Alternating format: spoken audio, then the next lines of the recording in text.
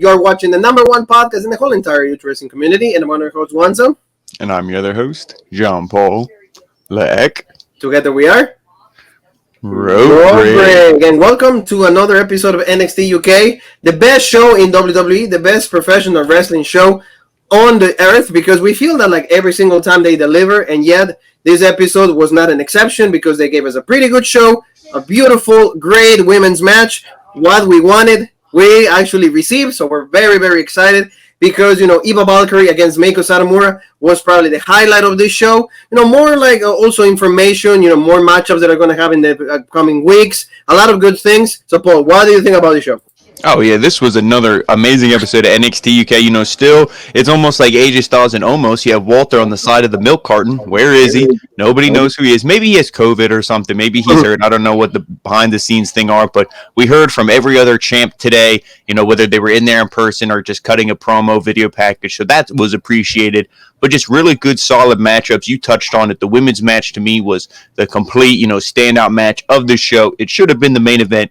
No offense to the six-man tag or anything, but especially with the ending we got in that was kind of like, kind of boring. So exactly. I would have rather seen that amazing women's match in the main event. But overall, another great show. It would have been. Family, thank you so very much for being with us. Thank you so very much for subscribing. Thank you so very much for the comments. Being with us, is the best thing you can do because you'll be informed of every single professional wrestling show. So keep doing so. Don't forget, subscribe, hit the bell for notifications, and also, hey, give the video a like so the video goes up higher in the rankings. Don't forget to support us with AEW Dynamite. This show actually, Paul, they lost a lot of viewership. They're actually blaming it to the fact that like the president of the United States, Joe Biden, was addressing the nation.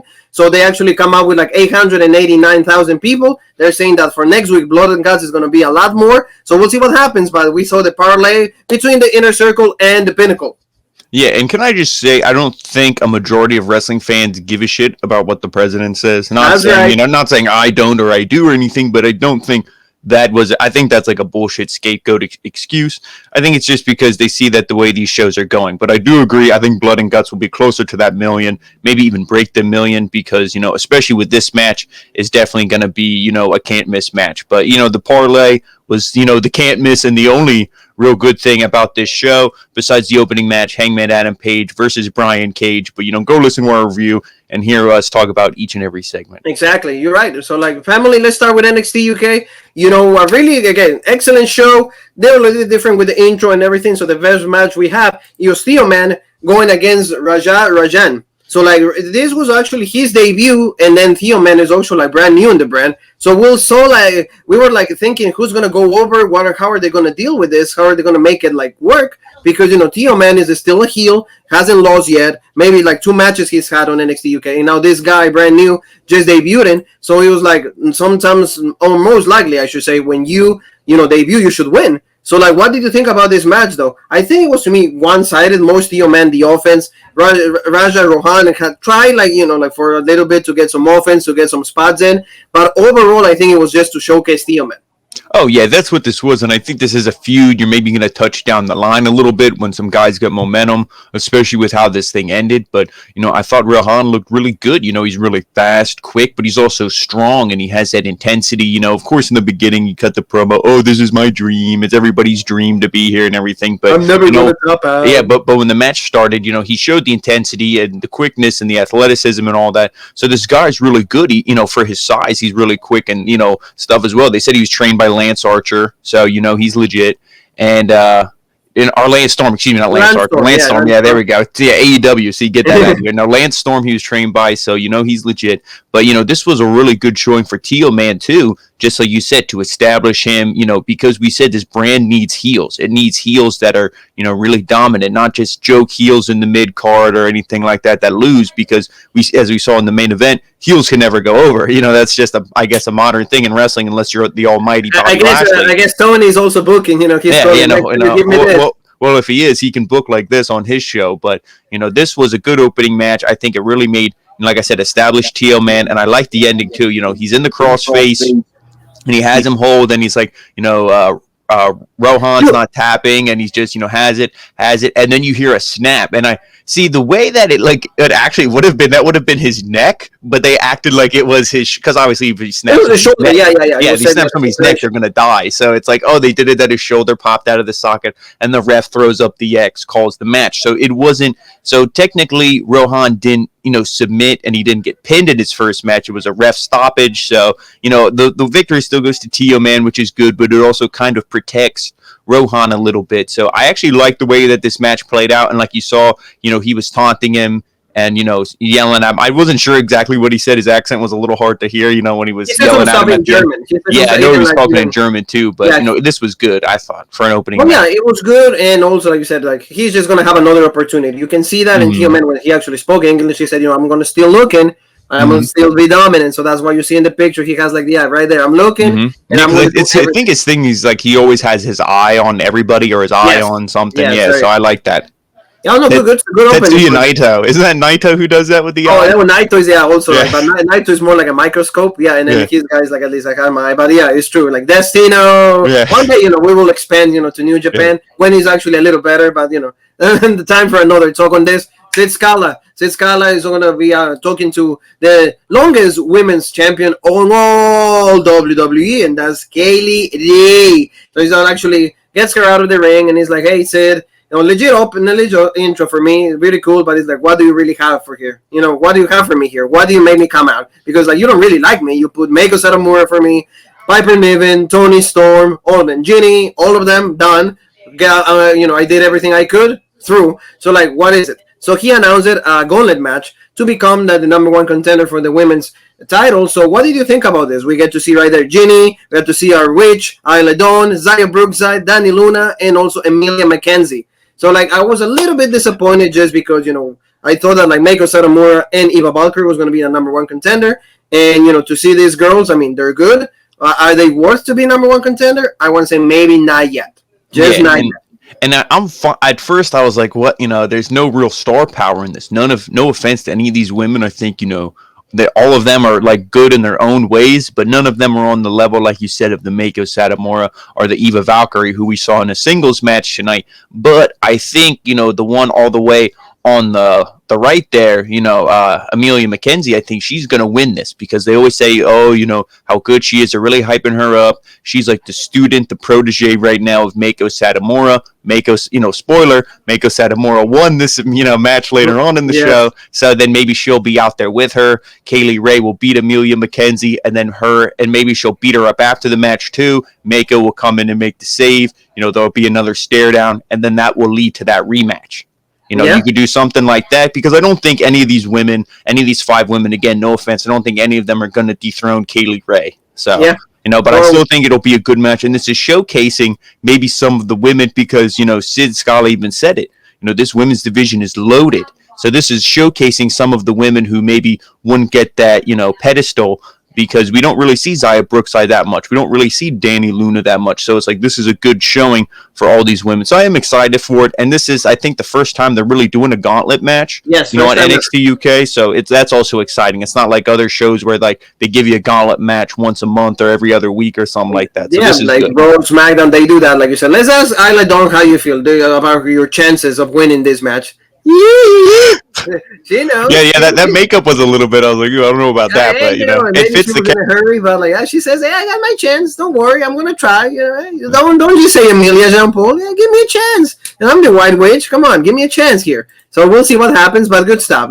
I'm excited, but I don't know. For me, the number one contender should have been that. But like you said, maybe long-term booking. That's what also applies on NXT UK. So that was really good. Also, they have a small package for Subculture. It was Dani Luna, Mark Andrews, Flash Morgan Webster. They're kind of team. Remember, Dani Luna said that she's being trained by them. They're all showcasing. Oh yeah, my background is this, and this is what helped me to become the wrestler that I am. Good stuff on that. In 3 weeks, we're gonna see another rematch. They're one piece. Tyler Bate goes against the A-Kid for the Heritage Cup Championship. So your thoughts on this promo? A-Kid, pretty good. And I like the fact that they remember the match all the way from the beginning of NXT UK. That was one for Tyler Bate. Then the match that they have 4 months ago. And then that was 1-on-1 for A-Kid. So I'm looking forward to this, despite I would much rather to see Noam Dar. Yeah, I think I think Tyler Bate's going to win this. I think they're setting it up. A-Kid, he was the inaugural champ. Good for him. Had a little bit of a run, a couple defenses here, but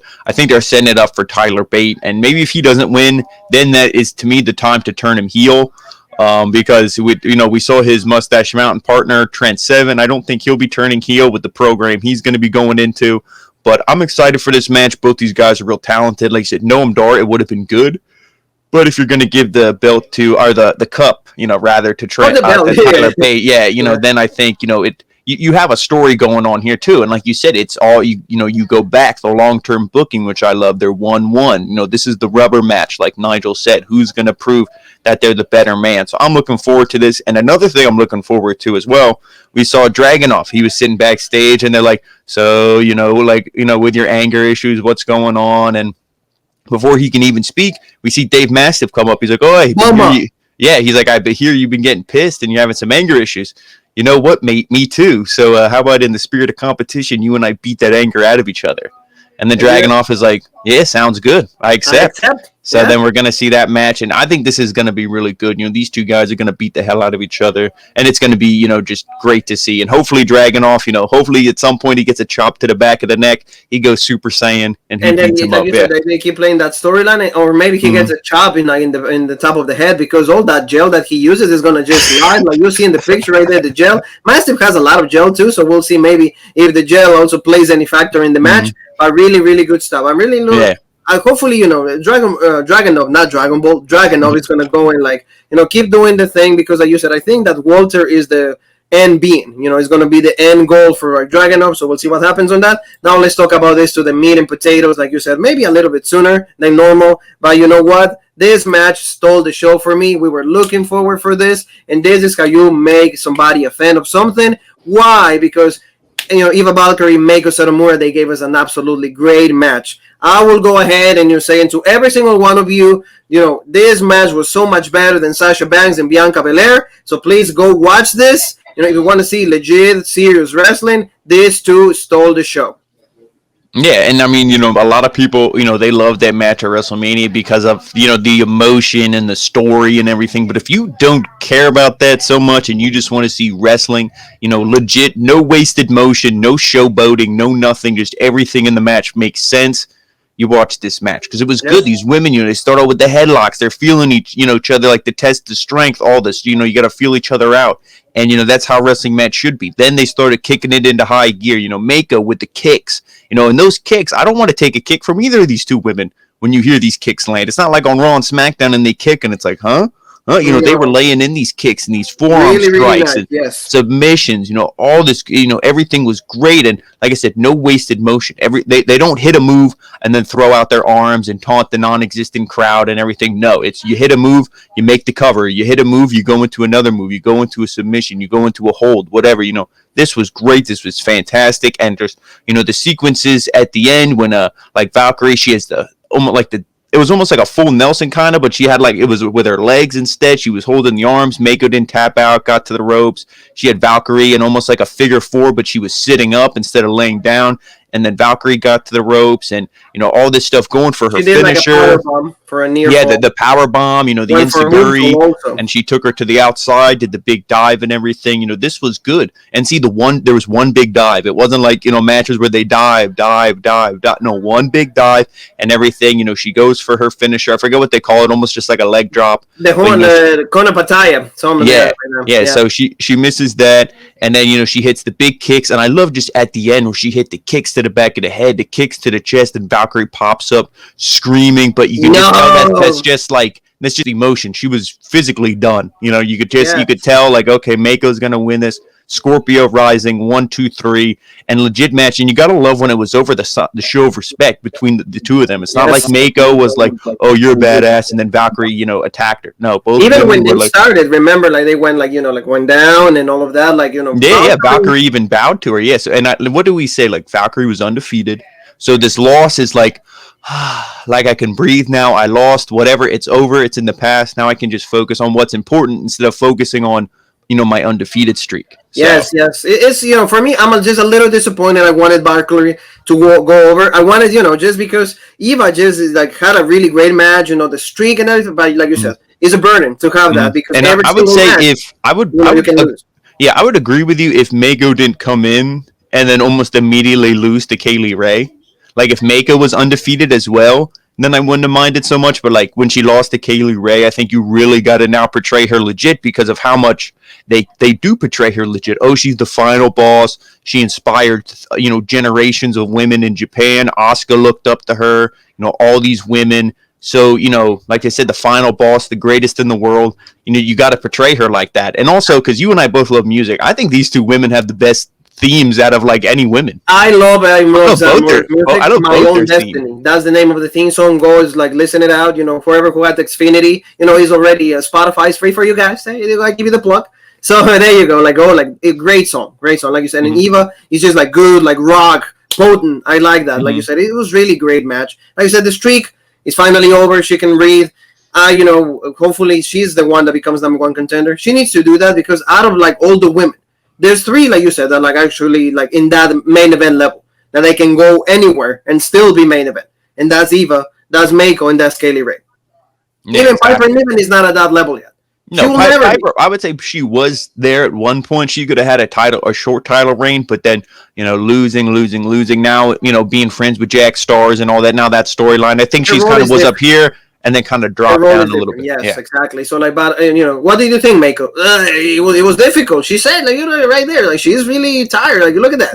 Like, but she's happy that Jean Paul like wanted her to win. Oh yeah, this is a match like I don't say this for a lot of matches. I would go back and watch this one again. I might even go back and watch this again later today. It was that legit. It was that good. Like you said again. See, you in some matches when you see like the caliber of athletes that you have, you don't need the crowd. You don't need a crowd. You don't need anything else. You just need the two women dancing. And that was absolutely because this was one of the first matches in a long time where there wasn't really anything in it that I thought that took me out of it. I always say, "Oh, this took me out of the match." Or the hands in the pockets. There was nothing in this match that made me go, "This is bullshit." Actually, everything that they did made you more into it. Like from the beginning when she bowed, when they were going at it, like you said, Valkyrie, like no, when they had the submission, when Meiko had the armbar, no, when she made it into the rope, you see like how tired she was, but yes, she keeps going. When she misses the finisher, all of that, and then the Scorpio Rising, how the execution of it is a great move. Meiko Satomura, final boss, well deserved. Now Kaylee Ray needs to be the end goal for her. Hopefully, she is the one that dethrones. I want either Valkyrie or her to dethrone Kaylee Ray. Yeah, so that was absolutely amazing. If you have the chance, please go watch it. So, next week, what are we going to get? We're going to get our boy Supernova Sessions again with Nathan Frazier. The last time he was there was Ben Carter. So I guess he's going to ask him why you changed your name. I hope so. You have a brand new ID, all of that, when... Yeah, Noam Dar's so good. I hope he pokes fun at that, but, They need to do it, because I will bet that will be my first question. And as much as I love the Supernova Sessions, like, you really need to do more with Noam Dar. Oh, yeah. Like, you really need to, like... either him and Shaw Samuels need to be tag champs, or you got to do something with him. He's too good to just be on a talk show. Exactly. I agree with you. Like, there's no other way. There is no other way, Paul. And like you said, also, we got to see Shaw Samuels. He went against Levi Umir. So, like, you got to see a quick match from him. Like, that was, like, pretty much, like, 2-3 minutes just showcasing his ability. Like, he lost last week, with, like, also with Moustache Mountain. So, like, they were actually, even, like, the guy that calls the matches, he says, "Oh, what do you think, Nigel? What do you think about this?" Shaw Samuels, like, he likes to laugh, poke fun. Andy Shepard's like, he's like, "Oh, do you think he's going to stop talking because he lost?" And he's like, "Shut up, Andy. Like, you're bullshit." But, yeah, I like Levi Muir. He called him a mark. Well, I don't know if he meant Mark like wrestling Mark. That might be an insult in the UK, but this was this was a good match for Shaw Samuels. But I think Levi Muir, he's one of those guys who, he's you look at this guy, he's jacked, he's athletic, he's good. Almost reminds me, I don't want to say he's as good as like a Cesaro or anything, but the way he moves and like it seems like when he throws guys and does stuff, it's like effortless, like his strength and everything. So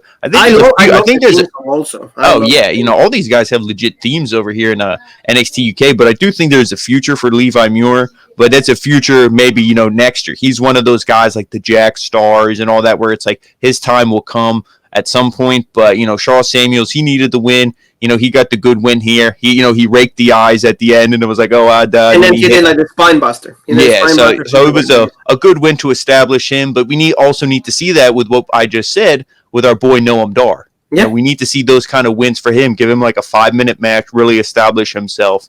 You know, to keep saying like, oh, you know, hey, don't forget about me. The one thing is like, I think that like, for example, all these guys, at least these guys, Dar, Show Samuels, all of them have character. So they can add a little more, you know, in the ring, legit, I can perform, I can give you a good match, but outside I can give you also entertainment.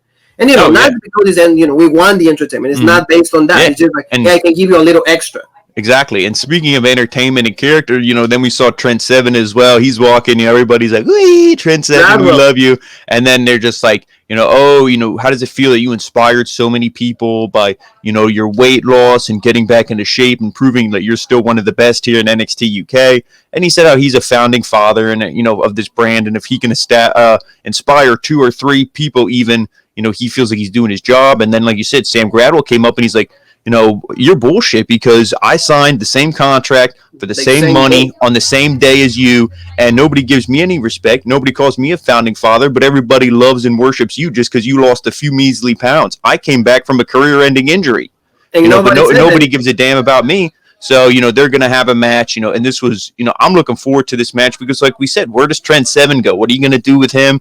You know, you said, oh, maybe he's going to turn heel. We don't know. I don't think that'll happen, you know, going against Gradwell. But I like this match because there's a little bit of heat to it. There's a little bit of, you know, history. And I even liked how, you know, after this was over, Trent Seven looked over and there was a poster of, you know, when they had the UK tournament to crown the first champion and everything, like, oh, you know, that was the beginning. And it's like, yeah, me. Gradwell, all these guys. So that was good, and I'm looking forward to their match. Exactly. So like that was gonna be legit. And again, see, you have a little bit of character. What do? Okay, I can give you more time in the show because you can have feuds with everybody. Gradwell has had a feud with absolutely every single babyface. You know, Dragunov. Now he went logos over. Now Trent Seven, Tyler Bate, all of them.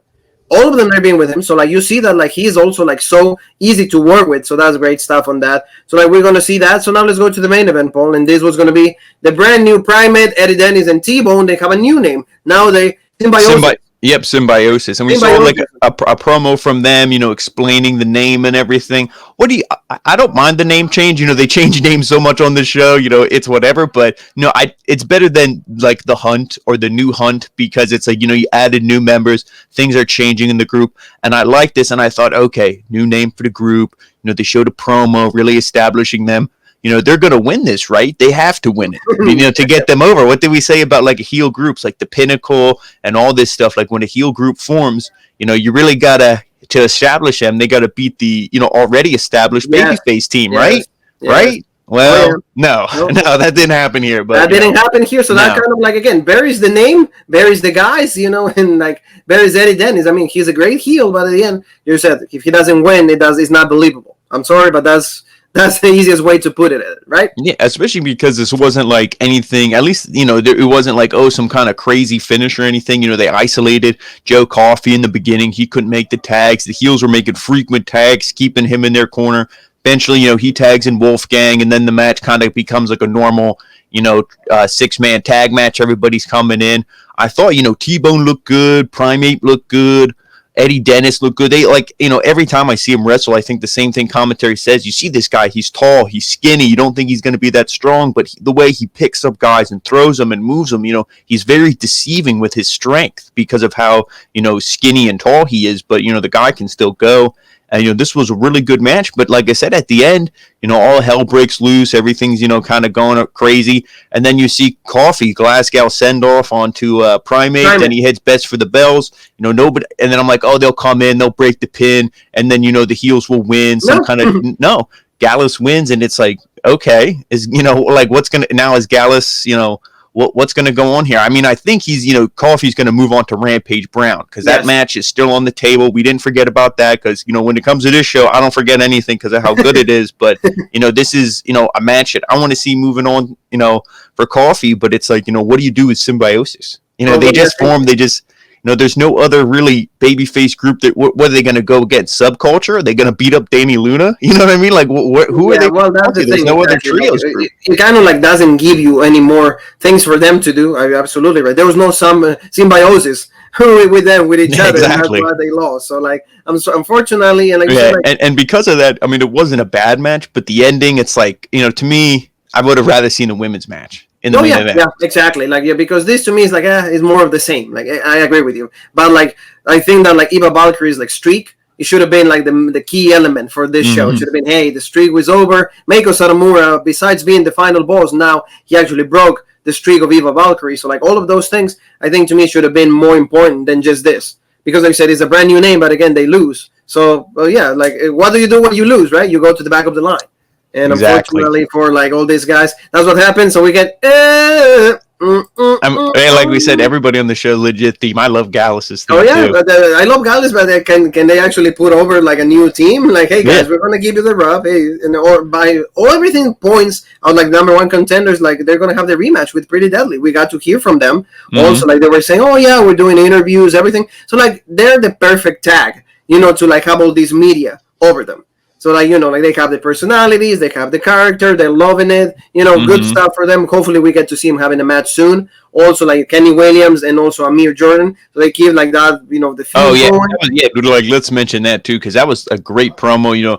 I love just the intensity that both these guys, deliver. Like, Amir Jordan, he's like, I'm not going to be dancing. I'm not going to be bullshit. He's like, because I'm not going to just end a friendship. I'm going to end a career, as in Kenny Williams' career. And Kenny Williams pretty much just said, like, yeah, I'm the scum of the earth. You know what I mean? He's just saying, like, yeah, I'm bad. I'm a piece of shit. And I don't care because it's going to get me to where I need to go. So this is good. Like we said, this is how you build to, like, a no DQ match. This is how you get there. You don't just do a no DQ match the first match of the feud. You build up to this point. There's hatred between these two guys, friends for the longest time, 2-year journey to get to the tag team championship match. They lose it because of the, Kenny Williams wants to go heel, Amir Jordan wants to stay face, causes the friction. They have one match. Now they're having their, their blow off. Yeah. And I'm looking forward to it just because of, like the shoot, the future of if a guy loses, where's he going to go? Is he going to go to NXT? Is he going to go to 205 Live? Who knows what's going on? Maybe one of them is getting married or something. Oh, I'm going on a honeymoon. Going to take time off and stuff like that. Exactly. So we'll see what happens. But at least we're always looking forward to what NXT UK always brings us. So family, thank you so very much for being with us once again. Please subscribe to the channel. Help us out. We're going to get to that 1,000 really, really soon with your help. Also comment, give us that like for the video to go up, with Cameron Grams to the moon, so like, thank you so very much. Also, where they can find us, Paul. And to make sure you follow us, Rope Break on Facebook, the OG Rope Break on Twitter, Original Rope Break on Instagram, and of course, right here on YouTube, the home of the #1 podcast in the YouTube wrestling community, the Original Rope Break. And Paul, tomorrow we have a big show because it's not Paul White. No, it's not. AEW Dark Elevation. We don't watch that. I'm sorry, there's no time. So like, it's gonna be Smackdown. It's gonna be live, review live. Universal opportunity right there, championship match. Daniel Bryan, Roman Reigns. Also Intercontinental Championship match. Apollo Crews with Big E. Fully loaded show. We're going to talk about every single thing that happens. If Bryan loses, done.